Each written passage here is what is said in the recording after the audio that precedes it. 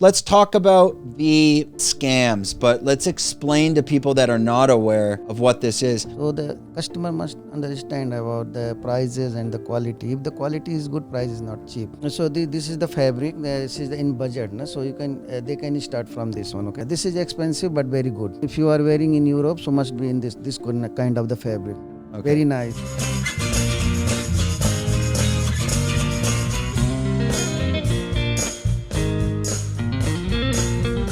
Welcome to Fruiting Body Podcast with your host, Brendan. Today we have another legend of a guest. It is Mike. Now, Mike, he is running Shyam Tailor. This is in Kamala. The purpose of this podcast and what you're going to learn today, and I'll explain a little bit why I'm wearing this. We're going to teach you a little bit about the scams going on in the tailor industry, especially for all you tourists out there or locals looking to buy suits. Who are the reputable suppliers you should be dealing with? We also talked about the difference in fabrics. There's a whole segment on that, so you can check out the timestamps below and you can navigate to those chapters just to let you know the difference of quality, the difference of price suits, maybe some of the questions you can ask when you're in your tailor, because if you're like me, I have no idea. I just put all my trust in Mike. Now, just to let you know who we are, Fruiting Body Podcast is a podcast on the island of Phuket, Thailand. This is probably episode 101. But more importantly, we are a medicinal mushroom company. Right now it's found on Lazada. If not, you're watching this a bit later. We're also selling on our website. So we're doing things like lion's mane, cordyceps, and reishi. There's different discounts and promotions on that.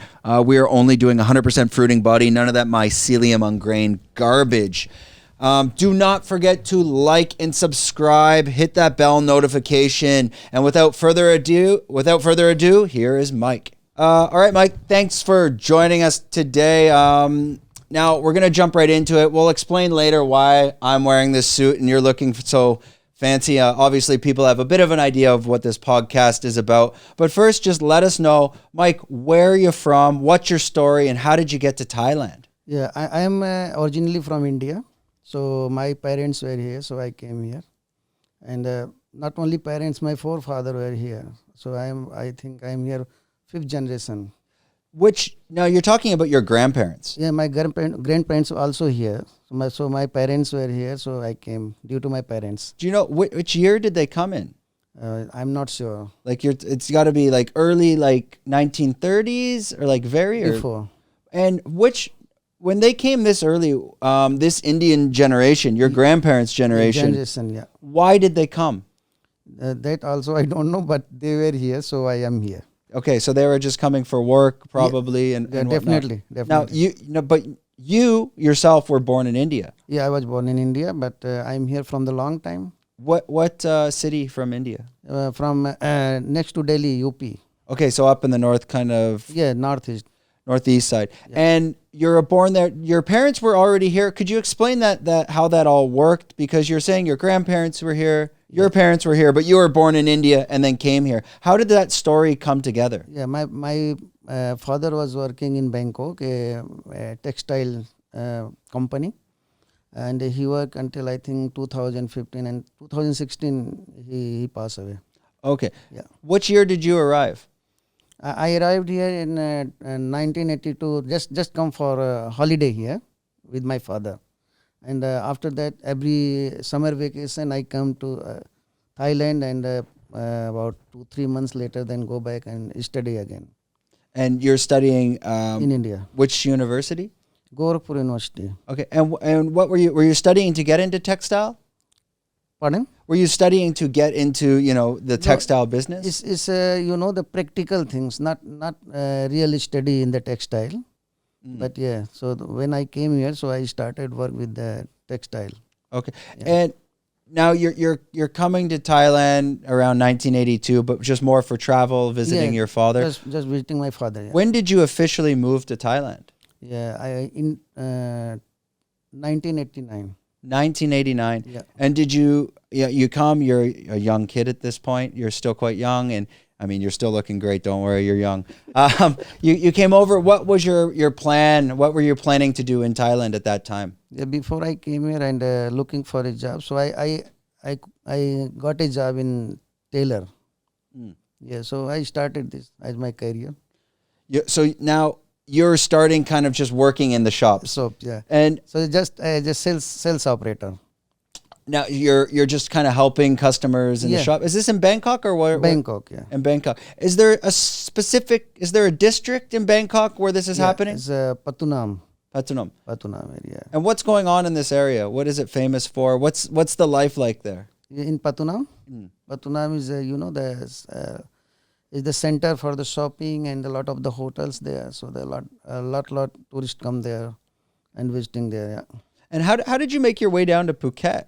Phuket, I came in 2001, I think. Yeah. Oh, okay. And So to open your own shop? No, I came for the work. Just for the work as Just well. for the work, yeah.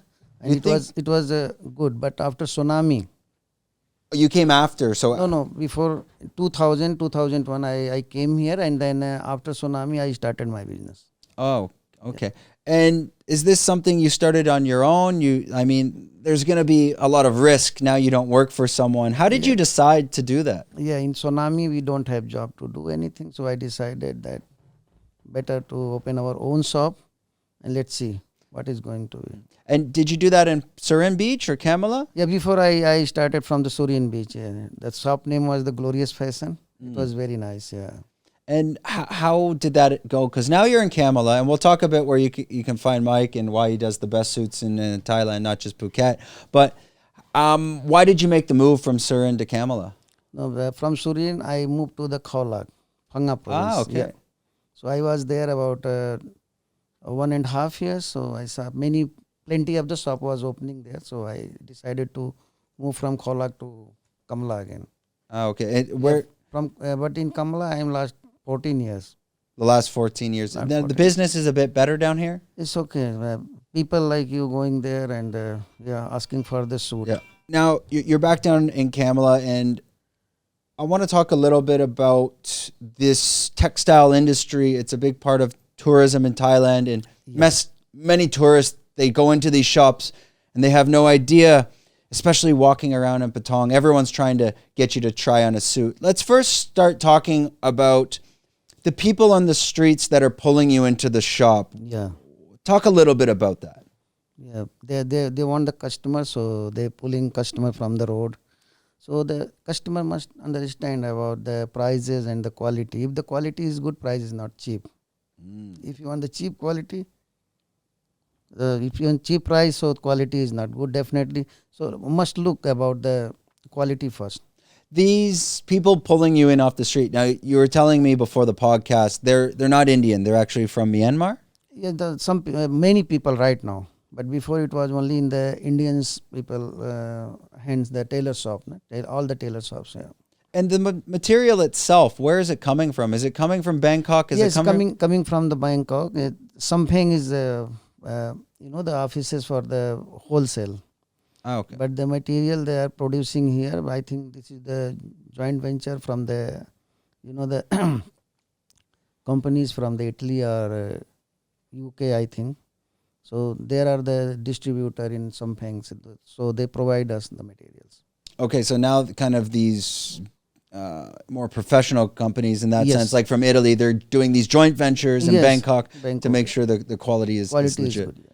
How, when someone's going in to choose a suit, without asking you too many questions, how could they prepare themselves so they know what questions to ask the person selling them the product? Yeah, so they see the fabric, they can check the fabric, and definitely when the customer touch the fabric, they can decide.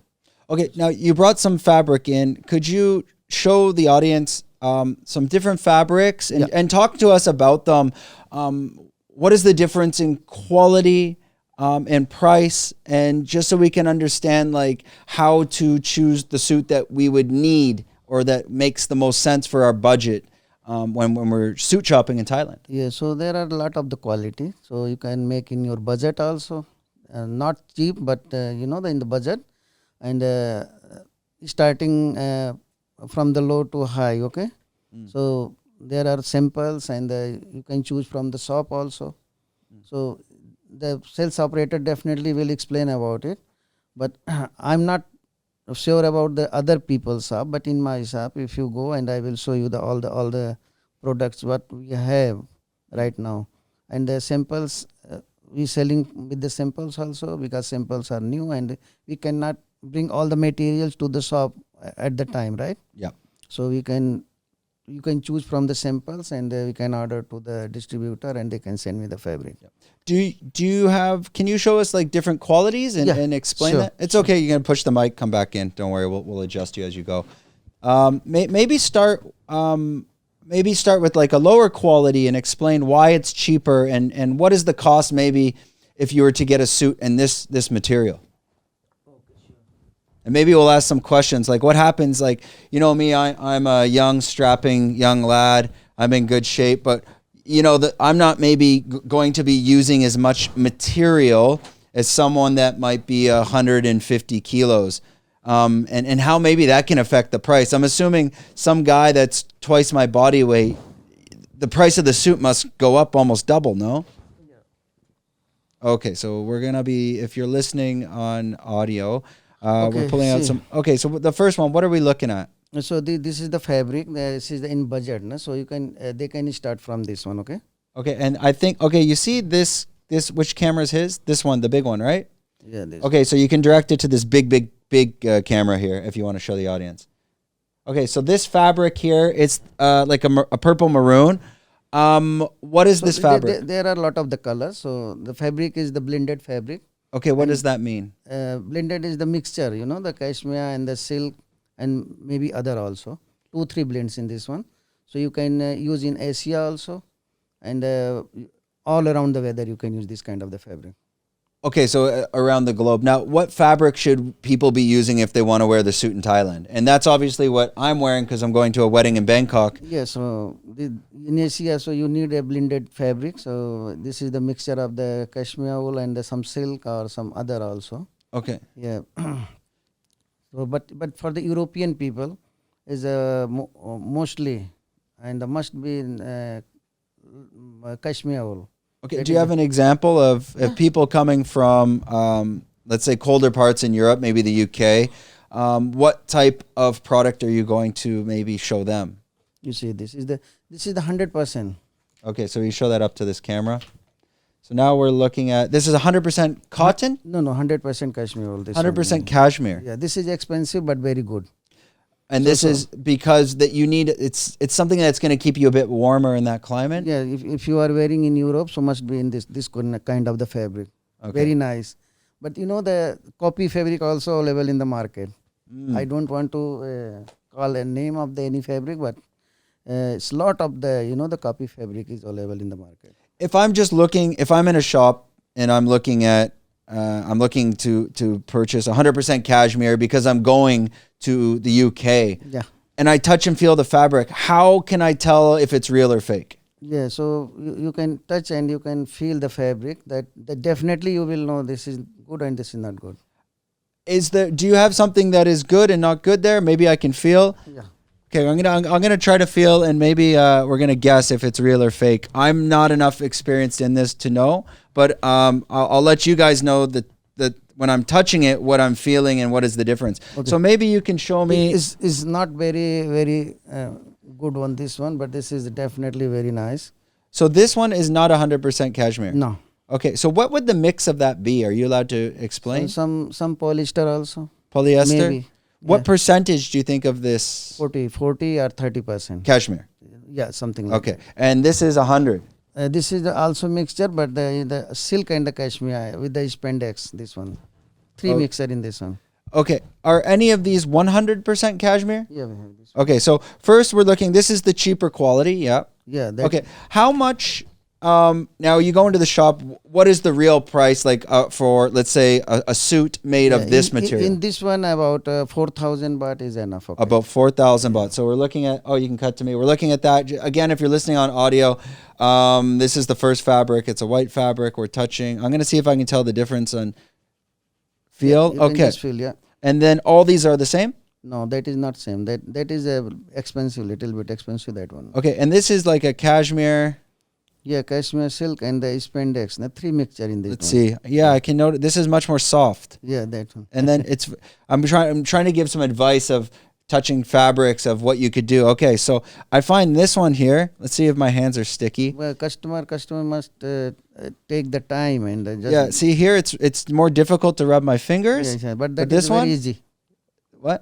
Very easy. You can just feel that. Yeah, one. this one is it's much more soft and Soft, yeah. silky almost. Silky. So this is a mixture of mostly cashmere and Pre-mixer, yeah. okay. So we're talking the cheaper material here we're looking at here. It's going to cost you about 4,000 baht a suit, Yeah, and then yeah. this one here. What do you think? It's about 6,000 to 7,000 that one. And depend on the lining also inside because interface lining, pasting lining must be also very good. This one has lining. Yeah, inside. Yeah. See, I don't know. I'm just asking these questions are for you guys because well, I go into these shops. I don't have any idea, but that's why I trust Mike and I work with him. He just tells me what to do. So the workmanship is very important. If the inside interface lining is not good, so no worth, Yeah. And you can check your lining is a top quality lining. This is the best. I feel great. It's not itchy too.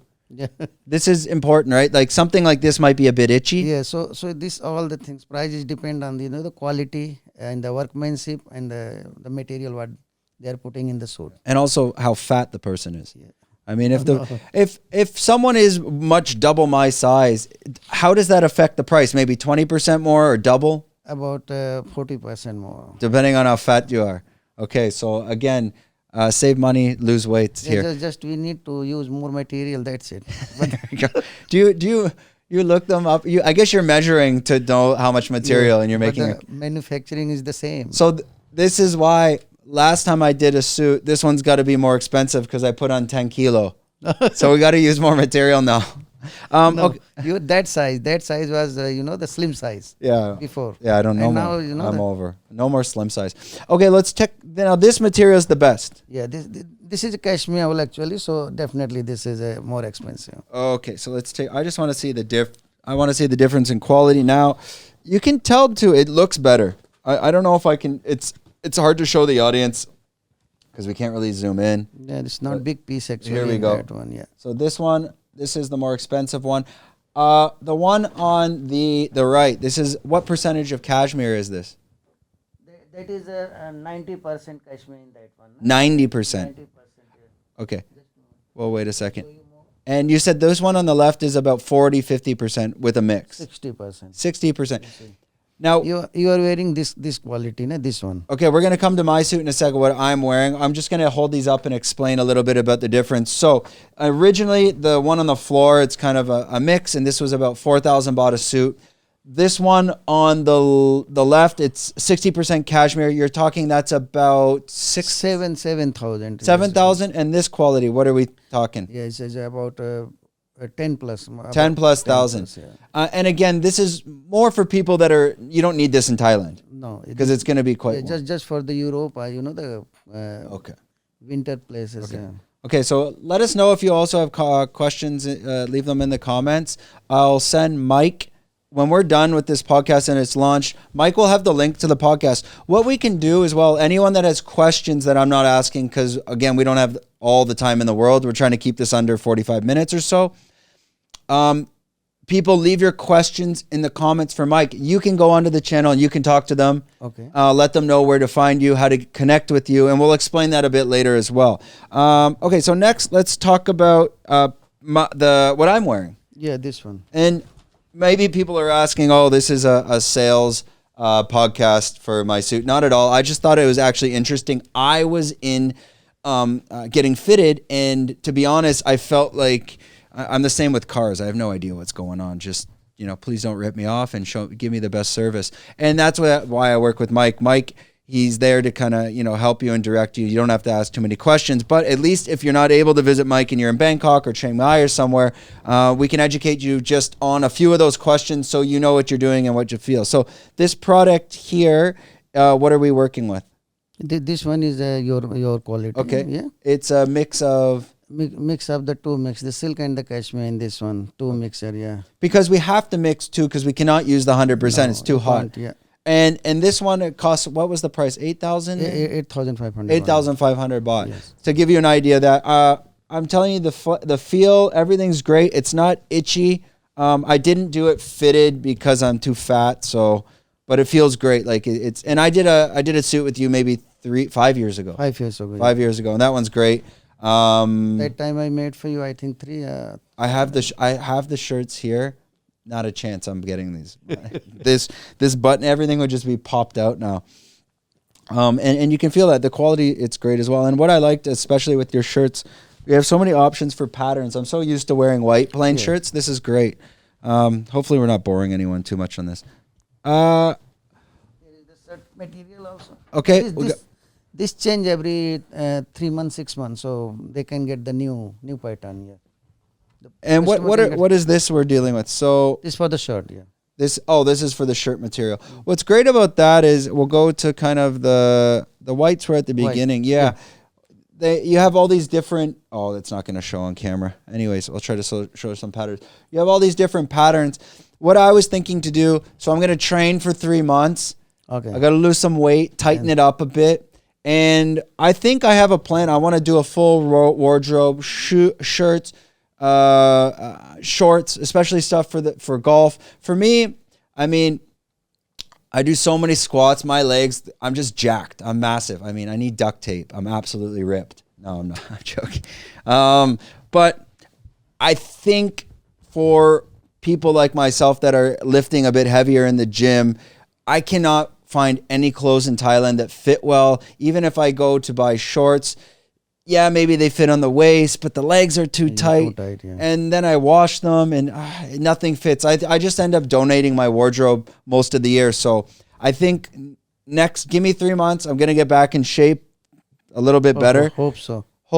Then I can make. Well, what I think I do is I work out for 3 months.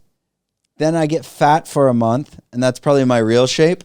I think the biggest mistake you can make is get in perfect shape for 3 months, go get fitted, get all your clothing, because the reality is in 1 month, you're still not going to be that person.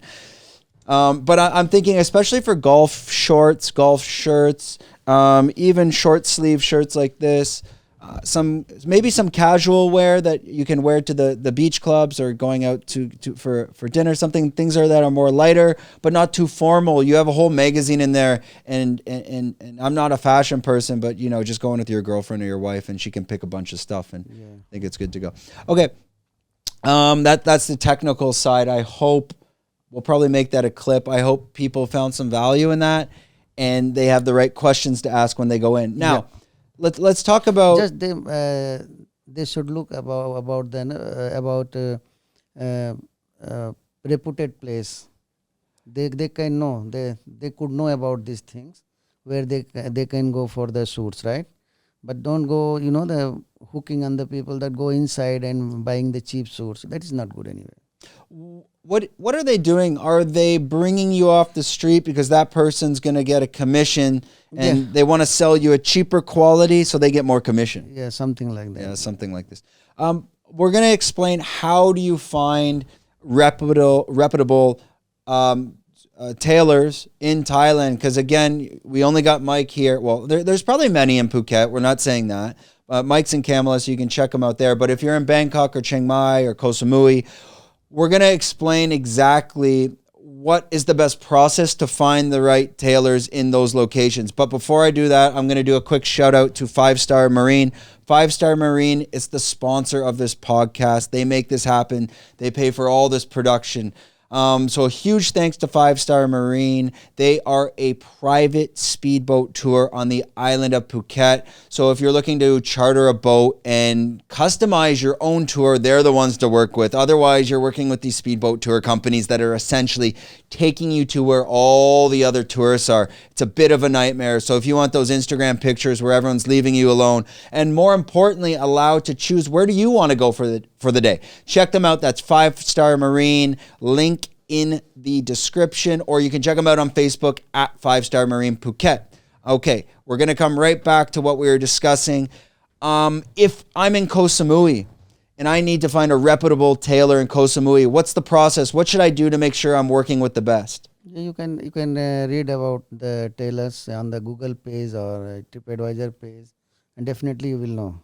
Yeah, so like you were saying, generally TripAdvisor is a pretty good source. Yes. Especially just following the reviews. Yeah. But are there many companies in Phuket or Thailand that fake the Yeah. reviews. Yeah, so they must be aware about this also. How do you know? Are you able to read them, or what? Is there a way to know? Okay, that's a lot of fake reviews. Customer are they're clever than us, so they can know about if they read so many things, they can catch the bugs, that the same words, same things using many places. Yeah, so there you go. So make sure the reviews are legit as well. If they're written by the customer, definitely that is a different tone. Gotcha. Yeah. When a customer comes in to purchase a suit, and especially you're going to have different experienced customers. The guy that has bought 50 suits and he knows what to do. Then you have this idiot that comes in, doesn't know what's going on. Yeah, sure. I've already got my pants off. Yeah, just fit me. What are some of the questions maybe I should be asking if I am inexperienced to make sure I'm getting what I need? Yeah.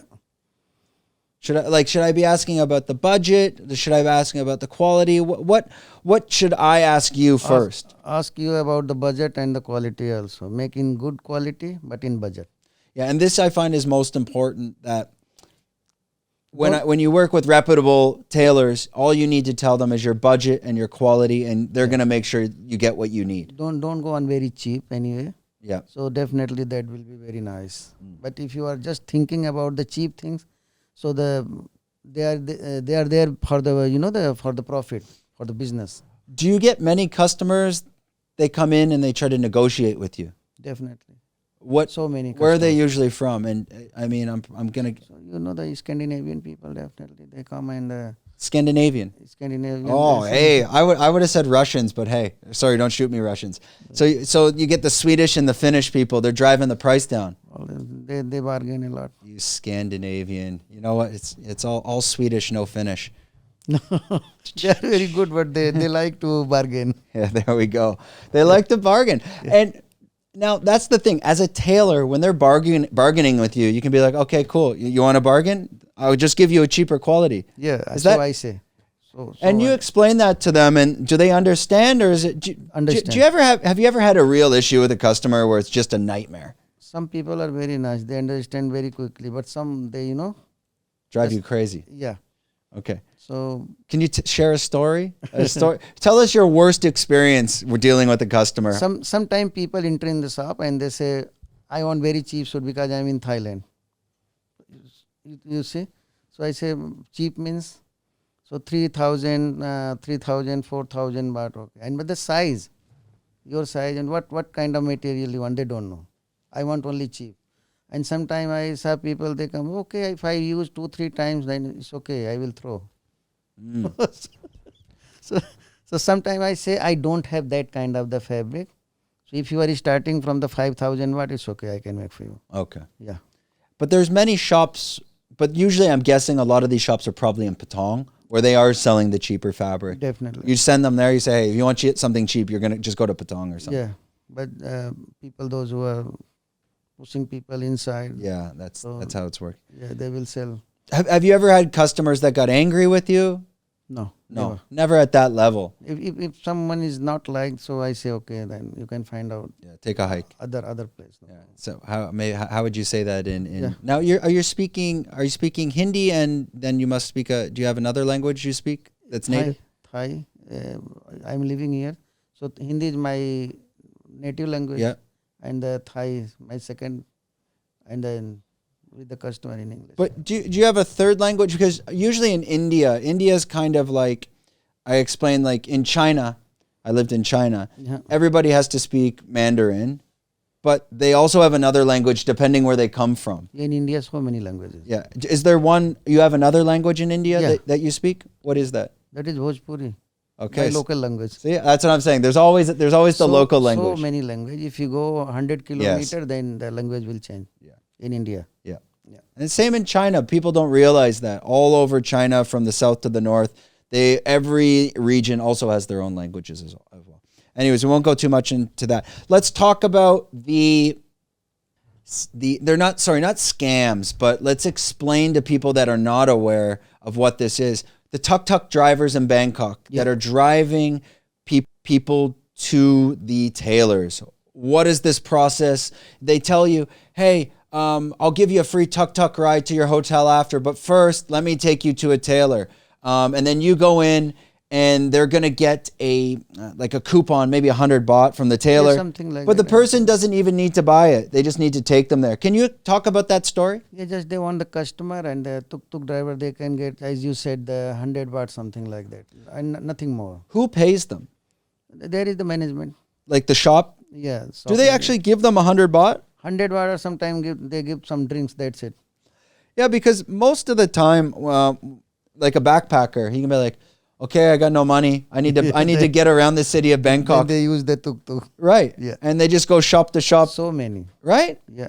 Can you see, now I don't think it happens in Phuket. When you were living in Bangkok, could you see the backpacker that came in that you're like, this is bullshit. He just wants a free tuk-tuk? Could you tell that's, no, this guy doesn't want a suit? So when they come in with the backpack, so you will know they are not coming here to buy the suits actually. But you still give the 100 baht to the tuk-tuk guy? I'm not sure because I never use that things. But I heard that tuk-tuk driver can get, sometimes some drinks or some 100 baht, something like that. Yeah. Nothing more. So yeah, again, this is, if you want to get around the city of Bangkok and you are backpacking, this is a way to do it for free. Just use tuk-tuks, they get their 100, they'll take you somewhere else. Backpackers do exactly they do what I was saying. This little trick. Yeah. Very, very interesting. On your side, do you see yourself continuing in this business for the rest of your life? What's your plan? Yeah, I'm still doing, and in future I will keep it on. Mm. Yeah, because this is my previous job. And now your son's coming back with his wife, and he'll be running the kitchen. So let's talk about that. You're also running a very popular Indian kitchen. Yeah. This is in Kamala by the Radisson Hotel, right? Yeah, just the entrance of the Radisson. The kitchen, my Indian restaurant name is the SCAMS Indian restaurant. Mm. Yeah. And it's you're doing all types of Indian food. Yeah. Dal, biryani. Everything. Chana masala. All everything. Yeah. But is there a famous, more popular dish from your hometown? Vegetarian or non-vegetarian? Any? You can tell us. Yeah. Chicken curry is very famous. From where you're originally from? Yeah, the chicken curry for the non-vegetarian, but for the vegetarian, dal, yellow dal. Mm. Yeah, dal fries or dal makhani also very nice. Mm. Yeah. Interesting. Okay, so we'll have to check that out as well. Now, what we were talking about your shop, this is going to take another direction. Sorry, one sec. How are we on time? 30 minutes? It's more than 30 minutes. Okay, so we're going to touch upon one more point. I think this is very interesting. Like I said, many tourists or people even living in Thailand, they don't realize that Indians, they have been here for hundreds of years. More than. And many of them have Thai residency. Yeah. You're working on your Thai residency and you're about to get it as well. Can you talk about how difficult that was and what you had to do to get it? It's quite difficult to get the Thai residency, but if you paying the taxes, everything, your company is on proper way, you can apply. As I applied already. Do you have to be here for like 10 years or can I be here for 1 year? After 3 years, if you are using work permit and paying taxes properly and your visa is a non-immigrant visa, something like that. So you can apply after 3 years for the residence permit. And if you can use that things, your residence permit 5 years, then you are eligible to apply for Thai citizenship. Are you applying for Thai citizenship? I applied already. Okay, and so the first part is residency. Now, you have your work permit? If you're Thai wife, then you don't need to the Thai residency.